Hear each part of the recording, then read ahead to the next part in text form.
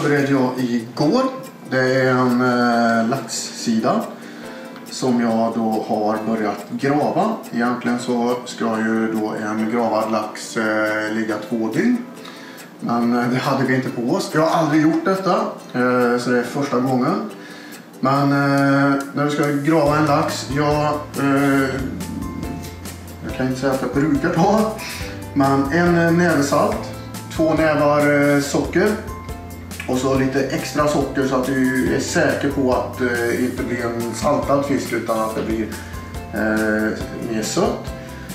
På med lite grovhackad vitpeppar och rikligt med dill. Sen eftersom vi inte hade tiden på så körde jag detta i en vakuumpåse och hoppas på att jag har spirat på det här lite grann. Processen. Men det vi ska göra nu är att vi ska varmröka den i Kamado-grillen. Så nu har vi gjort vår kyckling och vi har gjort vår bacon explosion. Och nu sänker vi temperaturen, drar på lite rökspån eller flis. Och så ska vi ta och skära den i 2 bitar för den är så stor. Vi ska av med det här som ligger på nu. Och dra på lite annan jox efter bästa förmåga.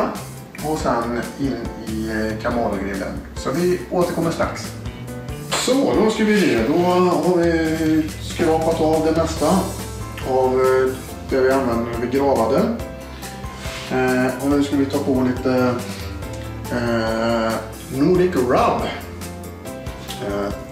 Ja, det tror jag att det här blir bra. Som sagt, det är första gången vi kör det här så att vi får se. Jag har ju grillat lite laxfilé med den här Nordic Rub ifrån Nordic Spice och resultatet har varit väldigt, väldigt lyckat får jag säga. Så det här kan inte gå fel. Ja, vi får se. Men sådär. Ja. Då är de 2 färdiga och då ska vi bara förbereda grillen. Så som sagt var, i grillen nu så ska vi lägga på lite flis av någon träslag så vi får lite mer rök i grillen. Och vi ska sänka temperaturen så vi håller oss 100-125 grader. När vi körde Bacon Explosion här så höll vi oss då på 125-150. Så vi passar på nu när grillen är nere i temperatur så att säga innan vi ska göra våra baconrullar som vi har plastat in där så inte de torkar ut. Då ska vi upp i en 225 eller? Mm. Och det ska ju gå väldigt snabbt. Och likaså så har vi ett bröd på gång här. Ett lantbröd som också ska ligga på en 225 så det har vi lagt på pizza och bakstenen. Så ska hela det in. Så vi har mycket grejer på gång här kan man ju lugnt säga. Men allting flyter på riktigt bra. Det liksom har varit bra timing på allting. Vi kan väl säga det också att vi tände ju Kamado-grillen vid 10-tiden med 2,5 kilo vanlig träkol tror jag det är i de små påsarna.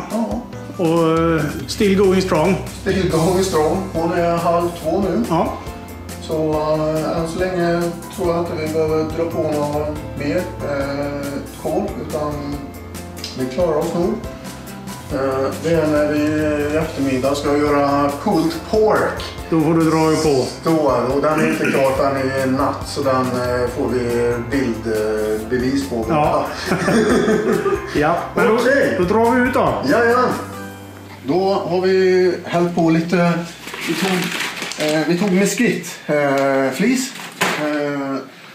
Och många föredrar lite mer chunky bitar för att här gäller det att snabba på för nu börjar flisen brinna där ser jag. På med den. Men det ryker ju fint i alla fall. Och på med den. Och ner. Och så ska vi försöka hålla en 100-125 grader. Och vi ska ha termometern också. Vi återkommer. Då har laxen kommit upp i 45 grader. Så vi googlade oss till att det skulle vara en bra temperatur. Och då ser det ut så här. Det ser ju riktigt smarrigt ut. Det luktar väldigt gott. Det luktar faktiskt väldigt gott. Då ska vi ta och lyfta över den. Den är fast och fin faktiskt. Risken är om det blir för varmt så blir det mer kokt torskavet än rökt. Ja, se vad det följer fint. En varmrökt. Vi har försökt att hålla på 100 grader. Och det har gått riktigt bra. Återigen, fantastisk grill. Alltså, vi har ställt in den på en temperatur under dagen här och det har bara grillat på.